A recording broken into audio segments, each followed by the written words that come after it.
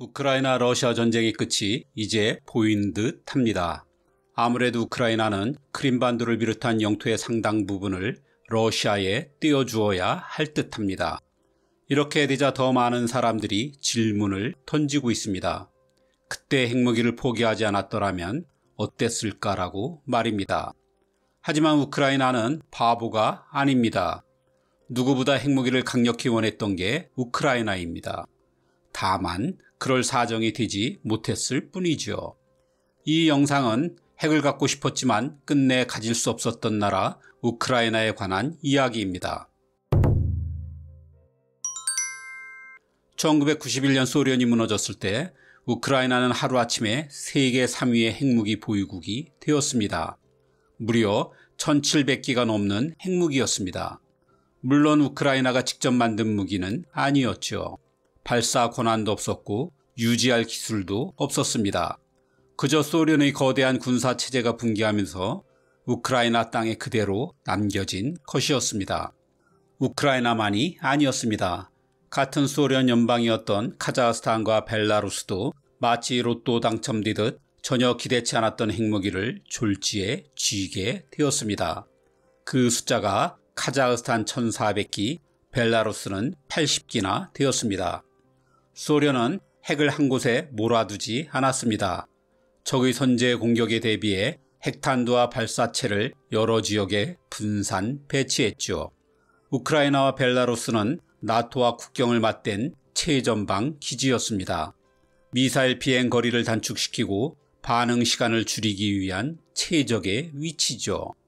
카자흐스탄은 중앙아시아에 있는 만큼 실험과 후방 기지를 담당했습니다. 소련은 이 공화국들이 영원히 함께할 것이라 믿었기에 이곳에 핵을 배치하는 것이 위험하다는 생각은 눈꼽만큼도 하지 않았습니다. 특히 우크라이나는 소련 핵전력의 핵심 기지였습니다. 카자흐스탄이 핵실험장 중심, 벨라루스가 전술핵 중심이었던 것과 달리 우크라이나는 대륙간 탄도미사일, 전략폭격기, 미사일을 보관하고 발사하는 지하 콘크리트 구조물인 사일로와 지휘 통신망까지 사실상 완전한 핵전력을 이어받았습니다. 그야말로 당시 우크라이나가 보유한 핵은 단순히 창고에 쌓인 무기가 아니라 전쟁이 나면 바로 실전에 쓸 수 있는 상태였던 것입니다. 이제 갓 독립한 신생국으로선 정말 군침을 삼킬 만도 했죠. 우크라이나에게 핵무기는 무기 그 이상의 존재였습니다. 그것은 독립을 보장해줄 마지막 보증수표와 같은 것이었습니다. 그래서 카자흐스탄과 벨라루스가 비교적 빠르게 핵을 포기한 것과 달리 우크라이나는 마지막 순간까지 핵을 붙잡고 놓지 않으려 했습니다. 카자흐스탄이 비핵화를 서두른 이유는 분명했습니다. 카자흐스탄 동부의 세미팔라틴스크 핵실험장은 소련 핵개발의 심장부였습니다. 무려 456회의 핵실험이 이곳에서 진행됐고 이는 소련 전체 핵실험의 절반 이상입니다. 이 때문에 인근 주민 수십만 명이 방사능에 노출되었고 암과 기형아 출산, 유전 질환이 대규모로 나타났습니다. 그래서 카자흐스탄 사회에는 이미 강한 반핵 정서가 뿌리내려 있었죠. 신생국이 국제사회와 손을 잡고 서방의 투자와 원조를 얻으려면 핵을 포기하는 것 외에 다른 선택은 없었습니다. 러시아와 불필요한 갈등을 피하고 경제를 안정적으로 재건하기 위해서도 마찬가지였습니다. 벨라루스도 핵을 붙잡고 있을 이유가 없었습니다. 핵을 운용할 능력이 없음은 물론 무엇보다 정치적으로 친러 성향이 강했습니다. 그러니 핵을 포기하는 대가로 러시아와 서방에서 경제적 지원을 받는 게 훨씬 이득이라고 일찌감치 결정을 내렸죠. 하지만 우크라이나는 달랐습니다. 소련 시절 내내 러시아의 영향력 아래에 있었고 말만 형제국이지 사실상 지배와 종속의 관계였습니다. 1932년에서 33년의 홀로도모르는 그 상징입니다. 소련 정부가 곡물을 강제로 수탈하면서 수백만 명이 굶어 죽었고 우크라이나인들에게 러시아는 생존을 위협한 존재로 각인되었습니다. 제2차 세계대전에서도 우크라이나 땅은 동서 진영의 전쟁터가 되었고 수많은 민간인이 희생되었습니다. 전후에는 산업화와 이주 정책으로 러시아계 주민이 대거 이주해왔고 돈바스와 크림반도엔 러시아 언어와 문화가 깊게 뿌리내렸습니다. 특히 크림반도는 분쟁의 불씨였습니다. 원래 러시아 땅이던 크림은 1954년 후르쇼프 소련 서기장에 의해 우크라이나로 넘어갔습니다. 행정 편의상 취한 조치였지만 여기엔 우크라이나에서 오랜 정치 경력을 쌓은 후르쇼프 개인의 배경도 작용했습니다. 당시 소련 지도부는 이를 단순한 행정구역 조정으로 여겼고 훗날 영토 분쟁이 씨앗이 될 것이라고는 상상조차 하지 못했죠. 이런 역사적 맥락 때문에 우크라이나는 독립 후에도 러시아가 언제든 개입할 것이라는 불안을 떨칠 수 없었습니다. 그래서 핵무기는 단순한 자산이 아니라 진짜 독립을 보장해줄 최후의 억지력으로 여겼던 것입니다. 실제로 당시 우크라이나 의회는 핵은 절대 포기해서는 안 된다는 법안을 여러 차례 통과시켰고 많은 정치인들이 핵 없는 우크라이나는 러시아 앞에 무방비라고 주장했습니다. 하지만 내부는 갈라져 있었습니다. 한쪽은 핵이 없는 독립은 있을 수 없다는 주장이고 반대쪽은 핵은 국제사회에서 고립을 가져올 뿐이라고 맞섰습니다. 현실과 이상이 충돌하는 가운데 우크라이나 정치는 몇 년 동안 방향을 잡지 못한 채 혼란을 거듭했죠.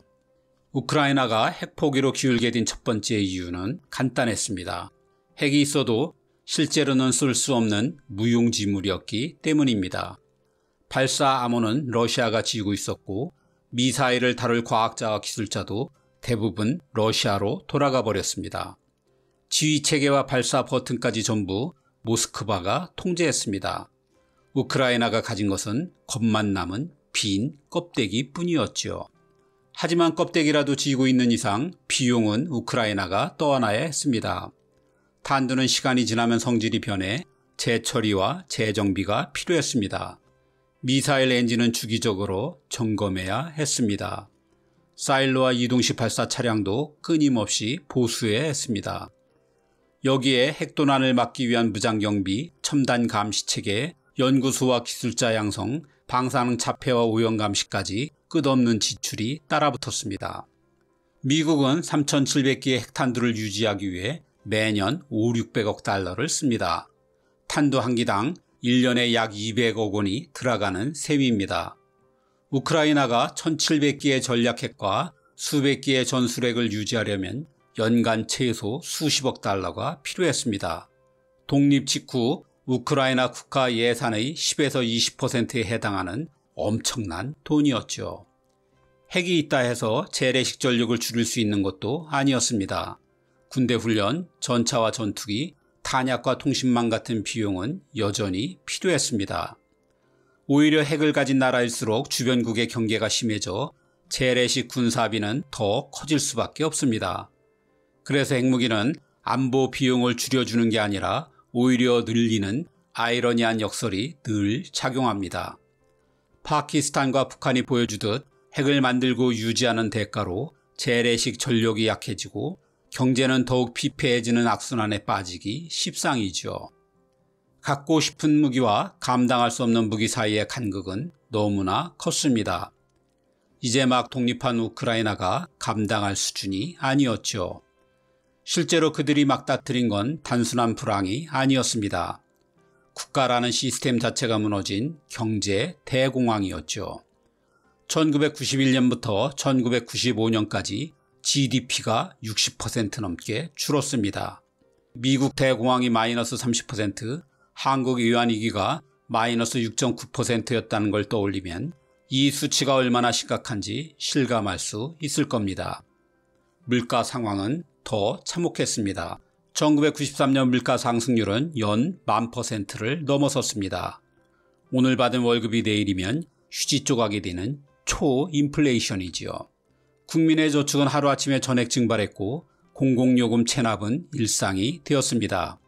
특히 겨울 난방에 쓰이는 가스요금 체납률이 80~90%를 넘는 지역도 있었습니다. 도시 단위로 난방 공급이 끊기면서 겨울철에 수천 명이 집에서 얼어 죽었습니다. 병원에서는 전기가 자주 끊겨 한동안 아예 수술이 중단되기도 했습니다. 국가 기능이 마비되자 생필품 시장은 마피아와 암거래상이 장악했습니다. 고리대금이 판을 치고 빵과 설탕 같은 기본 식료품조차 암시장에서 몇 배의 값을 주고 사야 했습니다. 공무원 급여는 지급되지 않았고 총리가 1년에 몇 번씩 교체되는 정치적 혼란까지 겹쳤습니다. 사회 전체가 무정부 상태에 가까운 혼란 속으로 빠져든 것입니다. 독립 후 3, 4년간 일자리를 찾아 아예 조국을 떠난 사람이 300만 명이 넘기도 했습니다. 그야말로 대탈출이죠. 이런 상황에서 언제일지 모를 미래를 대비하기 위해 핵무기를 보유한다? 당장 오늘의 생존이 급했던 당시 우크라이나인들에게 이는 결코 선택지가 될 수 없었습니다. 더구나 우크라이나 앞에는 또 다른 벽도 있었습니다. 미국과 러시아라는 두 초강대국이 동시에 가해온 압박입니다. 핵무기는 당장 쓸 수 없는 상태라 하더라도 존재만으로 위협적이었습니다. 무엇보다 미국과 러시아로선 모든 것이 불안정한 신생국에 수천 기의 핵이 있다는 것 자체가 불안하기 짝이 없었습니다. 만약 우크라이나의 핵을 용인하면 다른 나라들까지 따라하는 핵도미노가 벌어질 수도 있었습니다.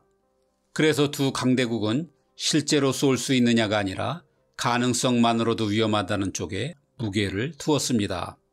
1992년 미 국무부 고위 관료는 우크라이나가 핵을 고집한다면 IMF나 국제금융 지원은 없다고 못 박았습니다. 다음에 미 국방장관 윌리엄 페리는 비핵화를 지원한다면 우리는 우크라이나를 북한이나 리비아와 같은 수준으로 다룰 수밖에 없다고 협박했습니다. 러시아는 더 노골적이었습니다.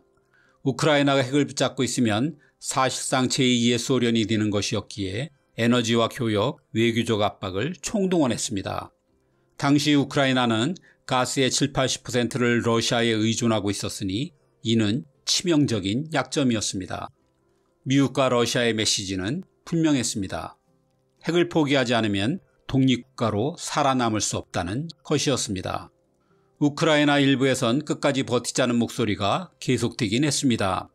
하지만 내부적으로 이미 한계에 몰린 우크라이나에 외부의 압력까지 더해지면서 결국 실용주의 세력이 주도권을 잡게 되었습니다.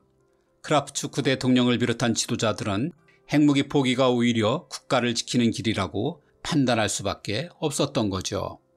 만약 그때 우크라이나가 끝까지 핵을 포기하지 않았다면 어떻게 되었을까요? 분명 억지력은 있었을 겁니다. 모스크바가 타격당할 수 있다는 공포는 러시아의 계산을 달라지게 만들었을 것이고 2014년 크림병합이나 2022년 전면전이 일어나지 않았을 가능성도 있습니다. 그리고 핵을 가진 우크라이나는 굳이 나토 가입으로 러시아를 자극하지도 않았을 테고 국제사회에서 자주독립 국가로 인정받았을지도 모릅니다. 그러나 현실은 그 반대일 수도 있었습니다. 핵을 끝까지 붙잡았다면 미국과 유럽은 경제 지원을 전면 차단했을 겁니다. IMF, 세계은행, 국제금융기구는 모두 등을 돌렸을 것이고 극심했던 1990년대 경제 위기는 더 깊어졌을 겁니다. 그리고 경제 제재가 지금까지도 이어지고 있겠죠. 무엇보다 러시아가 가만히 있지 않았을 겁니다. 만약 우크라이나가 핵을 보유한 채 서방으로 더 가까이 다가갔다면 러시아는 1990년대 중반에 이미 군사 행동에 나섰을지도 모릅니다. 우크라이나가 핵의 비밀번호를 풀어 실제 위협이 되기 전에 말입니다. 당시 우크라이나 의무부문서에 이런 기록이 남아 있습니다. 핵을 포기하지 않으면 러시아가 군사 개입을 통해 친러 계열의 정부를 세우고 서방은 방관할 수 있다. 우크라이나가 실제로 두려워했던 최악의 시나리오죠. 1994년 우크라이나는 결국 핵을 내려놓았습니다. 부다페스트 양해각서에 서명하고 그 대가로 미국, 러시아, 영국으로부터 영토와 주권을 보장받게 된 것이죠.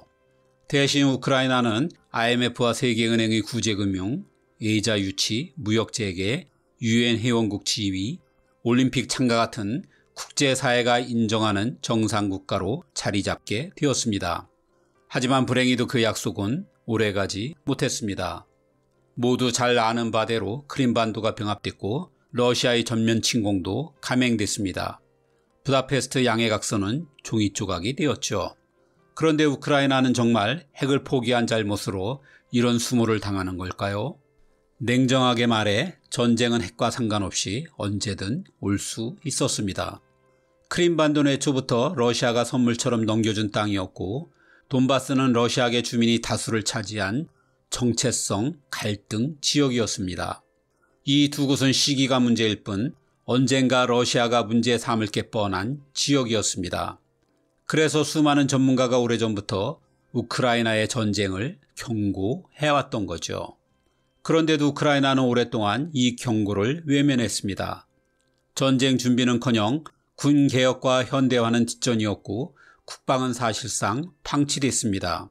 소련 붕괴 후 국유 기업을 헐값에 차지한 올리가르이들은 경제 권력을 독점했고 정당, 언론, 법원까지 사유했습니다.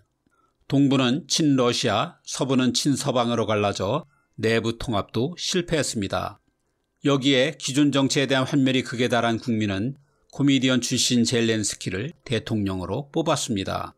한마디로 총체적 난국, 이게 전쟁 직전의 우크라이나였습니다.